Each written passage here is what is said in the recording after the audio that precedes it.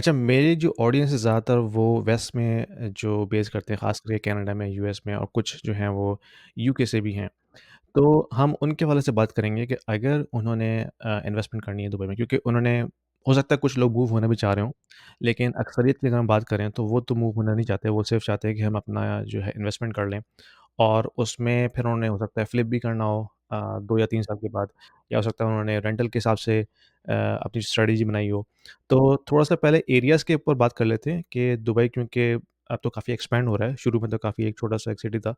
तो काफ़ी development already हो रही है सबर्ब्स के अंदर अगर हम थोड़ा-सा डाउनटाउन से हटते हैं। तो इन्वेस्टमेंट के हवाले से ख़ास तौर पे जो कि वेस्ट में लोग बैठे हुए हैं, उनके हवाले से जो अगर हम बात करें कि जो एरियाज़ हैं, वो कौन से ऐसे एरियाज़ हैं जहाँ पे उनको हाई रिटर्न मिल सकता है?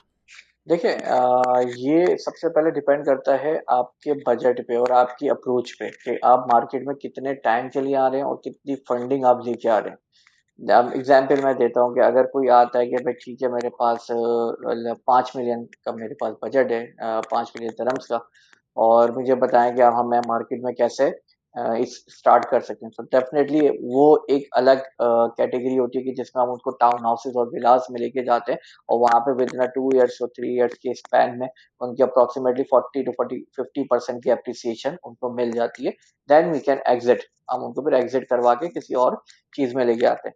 अगर बजट किसी का लेट्स से 1 बिलियन, हम एग्जांपल ले लेते हैं, एक जनरल नॉर्मली लोगों का बजट होता है 1 बिलियन दरम्स, तो उसमें अभी आप देख सकते हैं कि इस प्राइस में आपको सम हाउ स्टूडियो मिल जाता है डाउनटाउन में, और सब अर्बन एरिया जो मेन सिटी से 20 मिनट्स की दूरी पे है उसमें आपको 1 बेडरूम मिल जाता है, जो कि quite as a good investment option कि आप मल्टीपल यूनिट्स को बाय करें, स्टूडियो और 1 बेडरूम।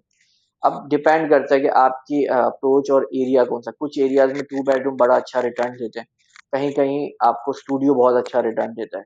सो अगर मैं बात करूंगा कि हम स्टूडियो और 1 बेडरूम पे रहते हैं कि भाई, क्योंकि डेफिनेटली ये एक दो ऑप्शन ऐसे हैं कि जिसमें लोग ज्यादा इन्वेस्टमेंट करते हैं, और जो कि फर्स्ट टाइम बायर हो या जो इवन रिपीटेटिव भी हो, क्योंकि छोटी इन्वेस्टमेंट होती है, इजी टू हैंडल चीजें होती हैं, रेंट आउट क्विकली हो जाते हैं, तो उनको रिटर्न भी इजीली बनना शुरू हो जाते हैं। सो एरियाज की अगर हम स्पेसिफिक बात करेंगे तो मेरे पास जो अभी करंट एरियाज हैं डेफिनेटली वो अंडर डेवलप्ड हैं। जो डेवलप्ड एरियाज हैं डाउनटाउन, बिजनेस बे, जेवीसी, ये सारे अप्रिशिएटेड एरियाज हैं। मतलब लोगों को ये मानना चाहिए कि अभी जो अप्रिशिएट एरिया हो गया है डेफिनेटली उसकी प्राइस बढ़ चुकी है। Now that depends on the market, but still हमारे पास कुछ एरियाज हैं, लेट्स से दुबई साउथ का एक एरिया है जिसमें अल मखदूम एयरपोर्ट आ रहा है, वो एक अप ग्रोइंग एरिया है। देन मेरे पास दुबई रेजिडेंशियल कॉम्प्लेक्स का एक एरिया है जहाँ पे डेवलपमेंट इस साल मतलब ऑलमोस्ट अभी तक के 12 to 15 प्रोजेक्ट लॉन्च हो चुके हैं, मजीद होने वाले हैं। और मेरे पास अगर एरिया की मैं बात करूंगा तो अरजान एक बड़ा पोटेंशियल ग्रोइंग एरिया है, जहाँ पे नजर आती है कि बिल्डिंग्स वगैरह नए नए प्रोजेक्ट्स। सो डेफिनेटली ये हमें आइडेंटिफाई करना होता है। It's depend on their definitely budget, depend their on approach. But ये जो मेजर एरियाज हैं, अगर मैं बात करूंगा इन्वेस्टमेंट के हवाले से जिनका बजट 1 मिलियन के अराउंड है, तो ये फॉर अरजान में जा सकते हैं। दुबई साउथ में अच्छी अपॉर्चुनिटी है। देन हमारे पास दुबई रेजिडेंशियल कॉम्प्लेक्स में है। ये वो एरियाज हैं जहाँ पे ये लोग एक अच्छा ऑप्शन, मतलब जहाँ पे पोटेंशियली आप समझ लेंगे ग्रोथ और रेंटल रिटर्न्स। अच्छा, तो जैसे कि आपने बताया कि जो ऑलरेडी एस्टेब्लिश एरियाज़ हैं, फॉर एग्ज़ाम्पल जो मरीना का एरिया है या बे एरिया है, तो आपको लगता है कि वहाँ पे अब उस हिसाब से एप्रिसिएशन नहीं मिलेगी क्योंकि वो ऑलरेडी डेवलप्ड हो चुका है। उसके अलावा अगर हम थोड़े से दूसरे एरिया में जाते हैं, जैसे आपने नाम लिया अरजान का, तो वहाँ भी डेवलपमेंट हो रही है। तो वहाँ पे आपको लगता है कि प्रोबेबिलिटी ज़्यादा है एप्रिसिएशन की अगर मुझे 3 साल के बाद अगर हम देखें इसको बेचना चाहें तो? देखिए, अगर आपने मरीना, पाम जुमेरह या ऐसी सी फ्रंट प्रॉपर्टी की, लेट्स से हम बात कर लेते हैं कि अगर स्टिल दुबई में मेरे पास एक दो एरियाज ऐसे हैं जो स्टिल अभी अंडर दी वैल्यू हैं सी फ्रंट प्रॉपर्टी में, मैरीटाइम सिटी, दुबई आइलैंड और राशिद यार्ड एंड मरीना। ये एक ही बेल्ट पे तीनों आते हैं। एक नखील का प्रोजेक्ट है, एक इमार का है और एक डिफरेंट डेवलपर्स का है।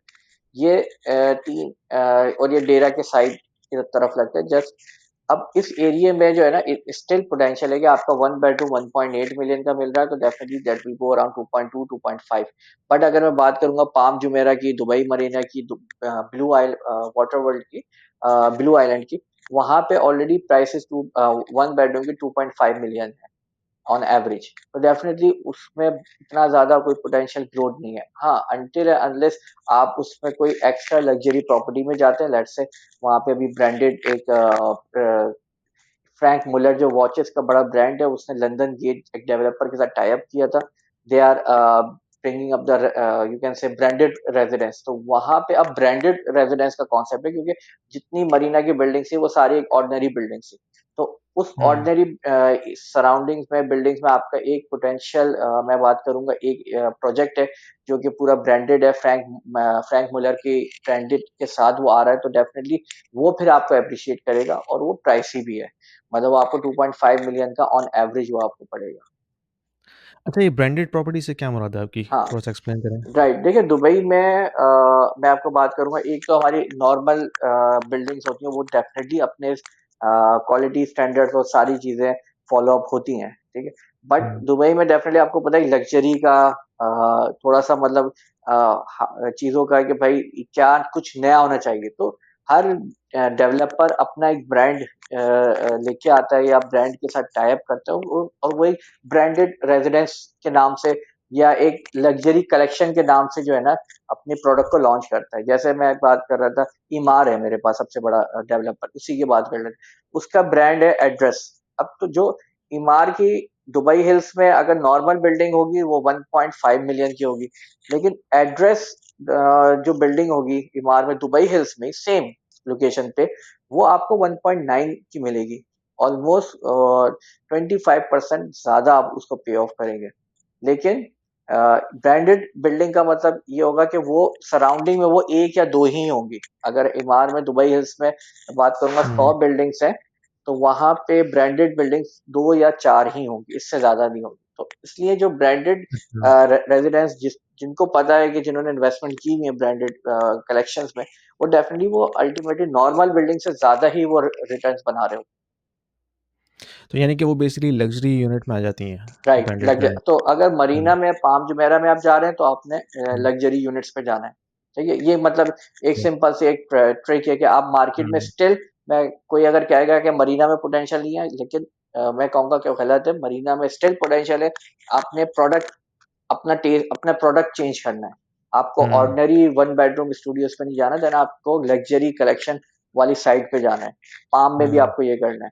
लेकिन जो डेवलप्ड हो रहे हैं एरिया, जैसे मैरीटाइम सिटी है आपका Dubai, Rashid yard city, Rashid yard and Marina है, तो वहां पे अगर आप ऑर्डिनरी बिल्डिंग्स में भी इन्वेस्टमेंट करेंगे, स्टिल आप अच्छा रिटर्न बना लेंगे। लेकिन जब ये एरिया डेवलप्ड हो जाएंगे, आफ्टर 2 और 3 इयर्स और 5 इयर्स लेट्स से, देन उस एरिया में फिर ब्रांडेड बिल्डिंग्स की जो है ना वो डिमांड आएगी। हुँ। अच्छा, डेवलप आप जो कह रहे हैं उससे मुराद ये है कि अगर जैसे जब कोई भी प्रोजेक्ट शुरू होता है तो ऑफ कोर्स उसके आस-पास की जो एमिनिटीज़ वगैरह होती हैं वो उस वक़्त मौजूद नहीं होती हैं, तो वो टाइम के साथ डेवलप होती हैं, ठीक है? जैसे शॉप्स हो गईं या फ्यूल स्टेशन हो गया या स्कूल हो गया फॉर एग्ज़ाम्पल। तो डेवलप से आपकी मुराद ये है कि अगर वो सारी चीज़ें डेवलप हो जाएँ, देन फिर ऑफ कोर्स उसमें जो ग्रोथ का पोटेंशियल है हम्म, वो कम हो जाता है। जी, यही बिल्कुल। मतलब आप यही है, कह रहे हैं? जैसे मरीना में हम देखते हैं कि अब जो रेंटल्स हैं वो आपको इवन जो ऑफलाइन रेडी में भी अगर आप बाय करते हैं मरीना में, तो वो 7% 6.5% नेट पे आपको मिल रहा होता है। लेकिन एप्रिसिएशन वो just depend on the market आती है। मतलब मार्केट हुँ, अगर आपको देगी, तो पर एनम 4-5% का कैपिटल एप्रिसिएशन प्राइस बढ़ेगी। So that was the part के जो डेवलप्ड एरियाज हो चुके हैं, तो वहां पे आपकी पोटेंशियल ग्रोथ कम हो जाती है। जो अंडर डेवलप्ड एरियाज हैं, जहाँ पे अभी स्कूल्स, कॉलेज, ये यूनिवर्सिटीज, या मैं कह सकता हूँ फ्यूल स्टेशन या रिटेल्स इतनी नहीं आई, तो डेफिनेटली वहां पे आपके पास चांस होता है कि आप पहले इन्वेस्टमेंट करके बैठ जाएं, एंड हुँ। टेक 2-3 साल में आपको उसका रिटर्न मिलना शुरू हो जाएगा। If you are an investor in the US, in Canada, or in Europe, and you are considering investing into Dubai real estate market, this video is for you because we have a platform called Stake, which allows you to invest into the residential real estate market and start earning rental income right away without going through a lengthy documentation process or coming up with a heavy down payment. Stake is built upon the concept of crowdfunding. So it is democratizing the entire investment strategy and allows you to own a single unit of the entire investment portfolio. So you don't have to own the entire property, right? You can be part of the pool that can actually own a piece of property, a piece of real estate. So that allows you to start with as low as 2,000 dirhams, and you can slowly ramp up. So as you start investing into it, you can not only own a bit of real estate, but you also get a portion of the rental income on monthly basis. So it's a passive investment strategy, diversifying your portfolio from traditional North American or European markets into Dubai, which is hustling and bustling and growing very fast, and allows you to build your wealth over time. So don't delay. There is a link down there in the description. If you click on this, it will give you free 200 dirhams in your account right away to start with, and you can thank me later.